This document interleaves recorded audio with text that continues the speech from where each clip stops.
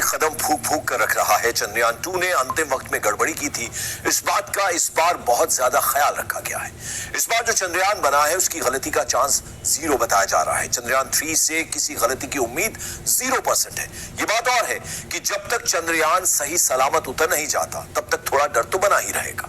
चंद्रयान 3 चांद के south pole पर उतर रहा है, वो जगह जहां कोई नहीं उतर पाया, जहां की कोई तस्वीर भी नहीं है। कहा जाता है कि अगर चांद पर पानी है तो वो इसी साउथ पोल की तरफ है, यानी अगर चंद्रयान 3 उतर गया तो दुनिया चांद पर पानी की हकीकत जान पाएगी। कितनी बड़ी बात होगी। इस मिशन की सफलता को लेकर इसरो इतना आश्वस्त क्यों है? इस रिपोर्ट में आपको चंद्रयान 3 की कुछ ऐसी जानकारियां मिलेंगी कि आपकी चिंता खत्म हो जाएगी।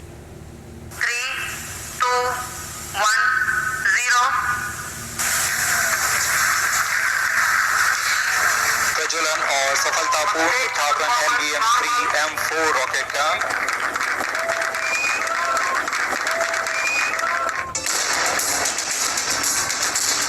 14 जुलाई को शुरू हुई चंद्रयान 3 की यात्रा खत्म होने में अब बस 48 घंटे से भी कम का वक्त बचा है। जहां रूस का स्पेसक्राफ्ट नहीं पहुंच पाया, भारत का चंद्रयान कैसे पहुंचेगा? जहां तक तो चंद्रयान 2 भी पहुंच गया था, क्या चंद्रयान 3 की सॉफ्ट लैंडिंग होगी? चंद्रयान 2 में ऐसी क्या गलती हुई थी जो चंद्रयान 3 में नहीं होगी? अगर सब कुछ फेल हो गया तब भी चंद्रयान के लैंडिंग की गारंटी क्यों है? चंद्रमा की सतह पर 8 से 10 किलोमीटर के गड्ढों से कैसे बचेगा चंद्रयान 3? सब सवालों के जवाब मिलेंगे, लेकिन उससे पहले गुड न्यूज ये है कि चंद्रयान 3 बिल्कुल सही काम कर रहा है।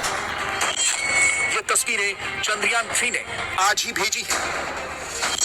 चांद की सतह की बिल्कुल ताजा तस्वीरें हैं। इसरो ने बताया है कि ये तस्वीरें 19 तारीख को खींची गई थी। खास बात यह है कि ये चांद का वो हिस्सा है जो पृथ्वी से हमें नहीं दिखता। चांद की सतह पर कितने बड़े बड़े गड्ढे हैं, ये इन तस्वीरों में दिख रहा है। जिस कैमरे की मदद से ये तस्वीरें खींची गई हैं, वो चंद्रयान 3 के लैंडर विक्रम का कैमरा है, जिसका नाम है lander hazard detection and avoidance camera, यानी LHDAC। ये कैमरा इसलिए महत्वपूर्ण है क्योंकि इसी की मदद से चंद्रयान 3 चांद पर लैंड होगा। इसी कैमरे की मदद से चंद्रयान 3 अपने उतरने की जगह खोजेगा। अगर उसे ऐसे गड्ढे मिले तो वो उतरने की अपनी जगह भी बदल देगा। लेकिन ये पूरी प्रक्रिया 23 अगस्त को शाम को 5:30 बजे के बाद शुरू होगी। फिलहाल तो ये तस्वीरें बता रही हैं कि अपना चंद्रयान 3 बिल्कुल ठीक है।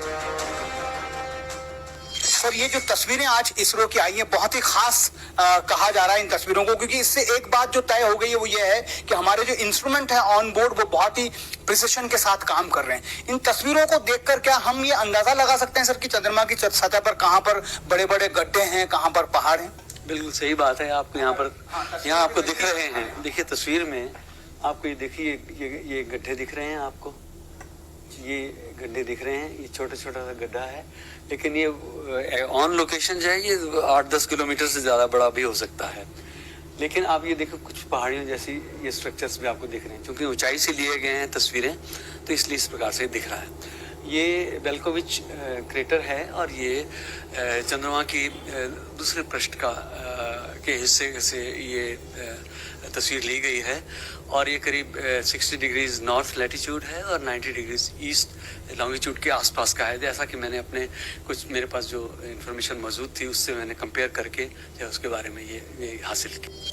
इसी कैमरे से जब आखिरी के कुछ मीटर बचे होंगे तब तस्वीरें ली जाएगी और उस वक्त जो हमारा लैंडर मॉड्यूल विक्रम है वो ढूंढेगा उस जगह को जहां पर उसे सॉफ्ट लैंडिंग करनी है और उसके बाद में वहां से टच डाउन शुरू होगा और उन जो तस्वीरों को जो LHDAC कैमरा खींचेगा उससे मिलान किया जाएगा। उसके बाद वो समतल जगह ढूंढी जाएगी जहां पर विक्रम लैंडर सॉफ्ट लैंडिंग करेगा। तो आज जो तस्वीरें आई है वो एक तरह से कह सकते हैं कि टेस्ट इमेजेस थी, लेकिन कॉन्फिडेंस जो है इसरो के वैज्ञानिकों का वो बहुत बड़ा होगा, क्योंकि कैमरा जिस तरीके से वैज्ञानिक चाहते हैं उसी तरीके से काम कर रहा है। बहुत शार्प पिक्चर्स वहां से जो है हमें भेजी गई हैं। इसलिए इसरो के वैज्ञानिकों को उम्मीद है कि जब वो आखिरी के क्षण होंगे तब भी ये कैमरा जो है अपनी पूरी क्षमता के साथ काम करेगा और हम विक्रम लैंडर की सॉफ्ट लैंडिंग को सुनिश्चित कर पाएंगे।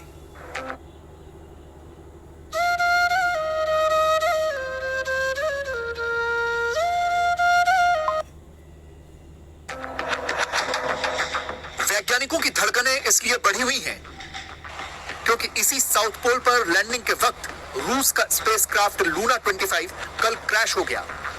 उसके साथ भी वही हुआ जो 4 साल पहले भारत के चंद्रयान 2 के साथ हुआ था। लूना 25 चंद्रमा के किसी अनजाने लैंडिंग ऑर्बिट में दाखिल हो गया था। चांद की उस कक्षा में वो भटक गया, उसे आगे जाने का रास्ता नहीं मिला और क्रैश हो गया। लूना 25 भारत के चंद्रयान 3 से पहले चांद के दक्षिणी ध्रुव पर उतरना चाहता था।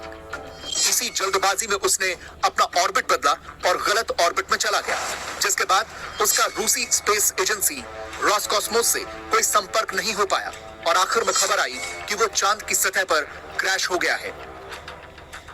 पिछली बार यानी 2019 में चंद्रयान 2 के वक्त यहीं पर गड़बड़ हुई थी। यहां तक तो सब कुछ सफलतापूर्वक हुआ था, लैंडिंग ही ठीक से नहीं हो पाई। चंद्रयान 2 मिशन में पहली गलती यह थी कि लैंडर की स्पीड कम करने के लिए जो 5 इंजन लगाए गए थे, उन्होंने जरूरत से थोड़ा ज्यादा थ्रस्ट यानी दबाव पैदा किया तो लैंडर अस्थिर हो गया। इस बार चंद्रयान 3 में लैंडर विक्रम में 4 इंजन लगाए गए हैं, यानी 1 इंजन कम किया गया है ताकि स्थिर लैंडिंग हो सके। पिछली बार दूसरी गलती यह थी कि लैंडर पहले ही चांद की सतह के करीब पहुंच गया था, लेकिन लैंडिंग के लिए जगह तलाश नहीं कर पाया। इस बार इस गड़बड़ी को भी दूर कर दिया गया है। चंद्रयान 3 आसानी से अपने लिए लैंडिंग के लिए जगह तलाश लेगा। पिछली बार यह समस्या हुई थी कि चंद्रयान 2 को लैंडिंग के लिए सिर्फ 500 गुना 500 मीटर के क्षेत्रफल का एक स्पॉट दिया गया था। वो यहीं तक सीमित था और उसे खोजने के सिलसिले में ही स्पेसक्राफ्ट ने रफ्तार बढ़ाई और क्रैश हो गया। इस बार चंद्रयान 3 को लैंडिंग के लिए बड़ी जगह दी गई है, यानी 4.3 किलोमीटर गुना 2.5 किलोमीटर के बड़े इलाके में वो कहीं भी उतर सकता है। इसी वजह से पिछली बार ट्रैजेक्टरी से जुड़ी गड़बड़ी हो गई थी, क्योंकि ज्यादा थ्रस्ट की वजह से ऐसे हालात बने कि कंट्रोल नहीं हो पाए और स्पेसक्राफ्ट तेजी से मुड़ने लगा और क्रैश हो गया। लेकिन इस बार लैंडर के पास उतरने के लिए ज्यादा बड़ी जगह होगी और उसे कंट्रोल किया जा सकता है। इसके अलावा ईंधन की क्षमता भी बढ़ाई गई है ताकि अगर लैंडर को लैंडिंग स्पॉट ढूंढने में मुश्किल हो तो वो किसी वैकल्पिक लैंडिंग साइट तक पहुंच जाए और इसमें ईंधन की कमी आड़े ना आए। इस बार जो है एरर के लिए जो है वो गुंजाइश बहुत कम हो, इस तरीके से तैयारी की गई है। लैंडर इस बार ज़्यादा वजनी है, करीब पिछले वाले के मुकाबले 250 किलोग्राम ज़्यादा है इसका वजन। इसमें ज़्यादा फ्यूल है, जिसका मतलब है कि हमारे को एक चॉइस है कि हम अपनी दिशा और उस तरह से इस हिसाब से बदल सकें कि हम जो लैंडिंग का जो प्लेस है वो सही हमको मिल जाए। दूसरी बात यह है कि इसमें जो सेंसर्स हैं वो पहले रेडियो फ्रीक्वेंसी बेस्ड थे, अब वो लेजर बेस्ड भी हैं। इस बार रिडंडेंसी फैक्टर यानी कि plan A, plan B, plan C कुछ खामियां अगर आती हैं तो उसके लिए हम तैयार हैं। पहले हम इतने तैयार नहीं थे, इसलिए हम एकदम पूरा तैयार हैं कि ये अगर खामी आती है तो दूसरा, और ये उसमें आता है तो तीसरा।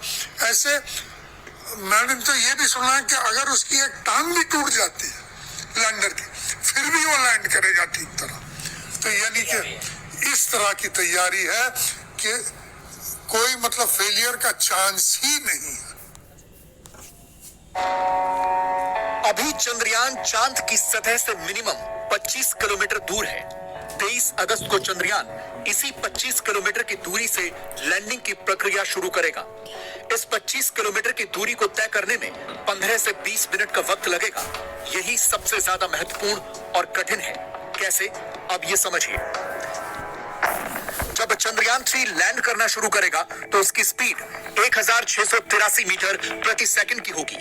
इसी स्पीड पर उसे 7.4 किलोमीटर की ऊंचाई तक उतारा जाएगा। फिर लैंडर की गति को घटाकर 375 मीटर प्रति सेकंड किया जाएगा। यहाँ पर लैंडर विक्रम का ऑल्टीट्यूड होल्ड तय किया जाएगा, यानी उसे झुकाया जाएगा। इसके बाद यान को 1300 मीटर की ऊंचाई तक लाया जाएगा। इसी हिसाब से चंद्रमा की सतह तक जाने की स्पीड धीरे धीरे कम होती जाएगी। फिर 400 मीटर, फिर 150 मीटर और फिर 50 मीटर तक उसे नीचे लाया जाएगा और अंत में 10 मीटर पर आने के बाद फाइनल लैंडिंग होगी। फाइनल टचडाउन पर लैंडर की स्पीड 2 मीटर प्रति सेकंड तक हो जाएगी। यह पूरी प्रक्रिया इसीलिए महत्वपूर्ण है क्योंकि चंद्रयान 2 ने इसी पॉइंट पर गड़बड़ की थी। लैंडिंग के दौरान स्पीड कंट्रोल नहीं हो पाई थी और वो क्रैश हो गया था।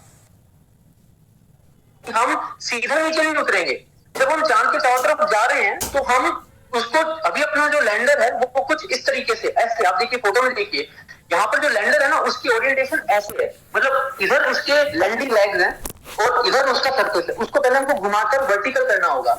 ये पूरा प्रोसेस हम 30 किलोमीटर वाली ऑर्बिट से चालू करेंगे। ये 23 तारीख को चालू होगा। तो हम अपने लैंडर को इस पोजीशन से, ऐसी वाली पोजीशन से वर्टिकल में करेंगे और वर्टिकल पोजीशन में करने के बाद फिर हम जो है डिसेंड करेंगे, जब उसको कहते हैं जो सॉफ्ट लैंडिंग वाला फेज होता है, और जाके फिर टच डाउन होगा। ये पूरा प्रोसेस 18 मिनट लेने वाला है, तकरीबन 18 मिनट। तो लैंडर के लेग्स के अंदर सेंसर लगे हुए, लैंडिंग सेंसर्स। तो जैसे ही टच डाउन होगा तो वो लैंडिंग सेंसर बताएंगे भाई हमने जमीन को टच कर दिया, क्योंकि वहां पर वो अभी अपने कंट्रोल में नहीं है, वो ऑटोनोमस चल रहा है, ऑनबोर्ड कंप्यूटर उसको कंट्रोल कर रहा है। तो वो बताएगा लैंडर को कि भाई टच डाउन हो गया है। जैसे ही टच डाउन हुआ तो लैंडर अपने सिस्टम्स को चेक करेगा, फिर रैंप खुलेगा। जो अपना रोवर है वो उस रैंप के ऊपर बंधा हुआ है। तो जब रैंप पूरा खुलेगा फिर रैंप नीचे आ जाएगा, एक एंगल पे स्लांट इंक्लाइन बनेगा और रोवर उसके ऊपर नीचे उतरेगा। तब तक रोवर जो है वो एक वायर मैकेनिज्म के थ्रू लैंडर से बंधा रहेगा। फिर जब वो रोवर पूरा नीचे उतर जाएगा, सतह पे उतर जाएगा, तो फिर उसको रिलीज कर दिया जाएगा। लैंडर आगे जाएगा और रोवर आगे जाएगा। रोवर के ऊपर कैमरास होंगे, वो लैंडर की फोटो खींचेंगे। लैंडर के ऊपर कैमरास होंगे, वो रोवर की फोटो खींचेंगे। दोनों एक दूसरे से कम्युनिकेट करेंगे और वो सारी तस्वीरें हमें मिलेंगी। ये लैंडिंग चंद्रमा के उस हिस्से में हो रही है जहां आज तक कोई नहीं पहुंच पाया। इसे मून का डार्क साइड कहते हैं। ये चंद्रमा का वो इलाका है जहां पानी, बर्फ और कई तरह के मिनरल्स हो सकते हैं। चंद्रयान 3 के विक्रम लैंडर के पास 4 तरह के वैज्ञानिक उपकरण हैं जो अलग अलग काम करेंगे, जिनमें से पहला उपकरण चंद्रमा के भूकंपों की स्टडी करेगा, जबकि दूसरा उपकरण यह स्टडी करेगा कि चंद्रमा की सतह गर्मी को गुजरने कैसे देती है। तीसरा चंद्रमा की सतह के पास प्लाज्मा एनवायरनमेंट की स्टडी करेगा और चौथे उपकरण की मदद से वैज्ञानिक चांद और पृथ्वी की दूरी को एक्यूरेसी से नाप सकेंगे। इसके अलावा लैंडर और रोवर एक दूसरे के साथ डायरेक्ट कांटेक्ट में भी होंगे। जैसे चंद्रयान 2 को तब असफल बताया गया था, अब यह भी साफ हो गया है कि वो मिशन पूरी तरह से फेल नहीं हुआ था। बहुत से लोगों को यह बात शायद न पता हो, लेकिन चंद्रयान 2 का ऑर्बिटर अभी भी चंद्रमा के चक्कर लगा रहा है और वहां का डेटा भेज रहा है। और चंद्रयान 3 के मिशन में यही ऑर्बिटर काम आएगा। इसरो ने जानकारी दी है कि चंद्रयान 3 का लैंडर विक्रम चंद्रयान 2 के ऑर्बिटर के संपर्क में आ गया है। दोनों के बीच में एक सफल संपर्क हो गया है, यानी चांद पर उतरने की दिशा में चंद्रयान 3 एक कदम और आगे बढ़ गया है। कि चंद्रयान 2 का जो अनुभव है ना, लोगों को लगता है कि वो फेल हुआ है या आंशिक, पार्शियल, जो भी कह लें आप, लेकिन वो ऐसी बात नहीं है। चंद्रयान 2 का ऑर्बिटर आज भी स्वस्थ है और काम कर रहा है और इसका सहायता भी कर रहा है। जब और हम बात कर रहे हैं आज, तब दोबारा दोनों ने आपस में बात करने के लिए कांटेक्ट भी एस्टैब्लिश कर लिया है, चंद्रयान 3 के लैंडर ने और चंद्रयान 2 ने, जो अब अगले कई दिनों तक संपर्क बना रहेगा। तो वो जो 2 किलोमीटर के ऊपर पहुंचते पहुंचते रह गया था, तब तक का पूरा डेटा तो इसरो के पास है। उसके आधार पे उन्होंने उसमें जो गड़बड़ियां होने की जो समस्याओं का जो आकलन किया है उसको बेहतर कर दिया है। इसलिए आप कॉन्फिडेंटली कह पा रहे हैं। लेकिन अंतरिक्ष एक चुनौतीपूर्ण है। जब तक आप उतर नहीं जाएंगे तब तक आपकी सांसें थमी रहेंगी। और ये पूरी दुनिया के लिए प्रेरणा की बात है कि कम लागत में हम कैसे कम करके दिखाने वाले हैं। चांद हमेशा से इंसान के लिए कौतूहल का विषय रहा है, इसीलिए चांद पर उतरने का मतलब सॉफ्ट पावर भी है। जिस दौर में रूस और अमेरिका महाशक्ति थे, तब वो होड़ करते थे। अब इस रेस में भारत भी है।